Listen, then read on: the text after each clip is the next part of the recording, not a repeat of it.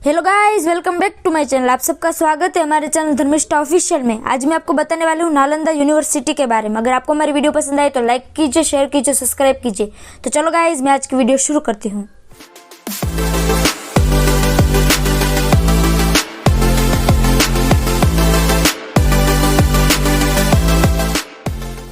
भारत के कॉलेज और विश्वविद्यालय आज भले ही विश्व के टॉप शैक्षणिक स्थानों में शामिल न हो, लेकिन एक समय ऐसा भी था जब देश के विश्व में शिक्षा का प्रमुख केंद्र था। भारत में ही दुनिया का पहला आवासीय विश्वविद्यालय खुला था, जिसे हम नालंदा विश्वविद्यालय के नाम से जानते हैं। इस विश्वविद्यालय की स्थापना 450 ईस्वी में हुई थी। नालंदा विश्वविद्यालय प्राचीन भारत में उच्च शिक्षा का सर्वाधिक महत्वपूर्ण और विख्यात केंद्र था। प्राचीन नालंदा विश्वविद्यालय की स्थापना गुप्त काल के दौरान 5वीं सदी में कुमारगुप्त प्रथम ने किया था। इतिहास के अनुसार सन 1193 में बख्तियार खिलजी के आक्रमण के बाद इसे नेस्त ताबून कर दिया गया था। कहा जाता है कि आक्रमण के दौरान यहाँ पर आग लगा दी गई। उस समय नालंदा विश्वविद्यालय के पुस्तकालय में इतनी किताबें थी कि कई सप्ताह तक आग बुझ नहीं पाई। इस आक्रमण में यहाँ के कार्य करने वाले कई धर्माचार्य और बौद्ध भिक्षुओं को भी मार डाला गया था।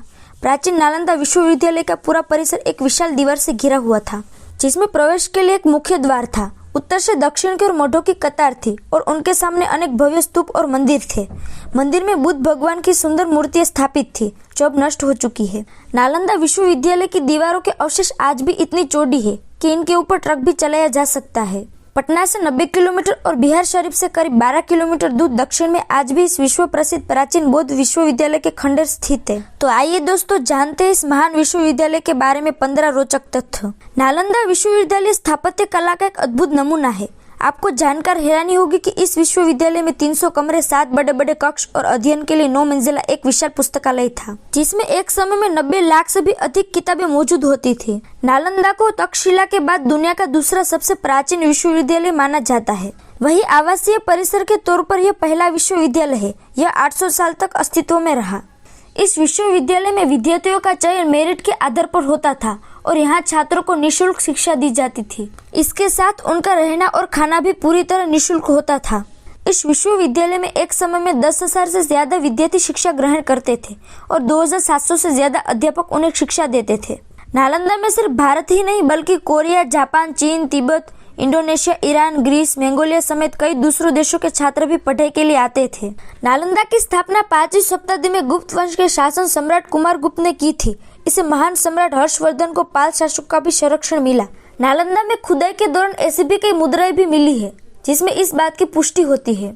इस विश्वविद्यालय की स्थापना का उद्देश्य ध्यान और अध्ययन के लिए एक स्थान बनाने से था। ऐसा भी कहा जाता है कि गौतम बुद्ध ने कई बार यहाँ की यात्रा और यहाँ पर श्रम कर ध्यान लगाया।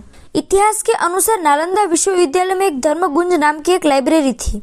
इसका मतलब सत्य का पर्वत से था। नालंदा विश्वविद्यालय में 90 लाख किताबें थी। लाइब्रेरी के 9 मंजिलों में 3 भाग थे, जिनके नाम रत्नरंजन, रत्नोदधि और रत्नसागर थे।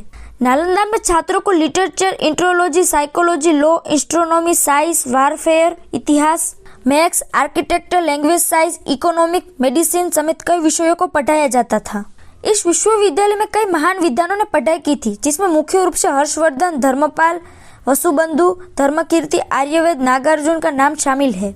नालंदा यूनिवर्सिटी का इतिहास चीन में महिसांग और इंसिंग ने खोजा था। ये दोनों 7वीं शताब्दी में भारत में आए थे। इन दोनों ने चीन लौटने के बाद नालंदा के बारे में विस्तार से लिखा और इसे विश्व का सबसे बड़ा विश्वविद्यालय बताया। इस विश्वविद्यालय की खास बात यह है कि यहाँ लोकतांत्रिक प्रणाली से सभी कार्य होता था। कोई भी फैसला सभी की सहमति से लिया जाता था। मतलब सन्यासी के साथ टीचर्स और स्टूडेंट भी अपनी राय देते थे। खुदाई के दौरान यहाँ 1.5 लाख वर्ग फीट में नालंदा यूनिवर्सिटी के अवशेष मिले हैं।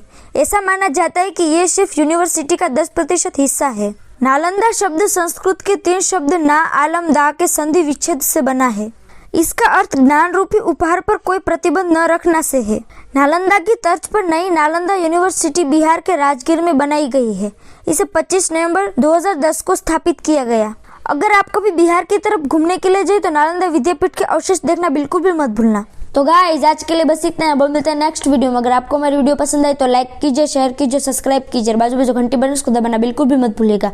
और वीडियो अच्छी लगी तो कमेंट करना बिल्कुल भी मत भूलिएगा। Thank you for watching. Bye.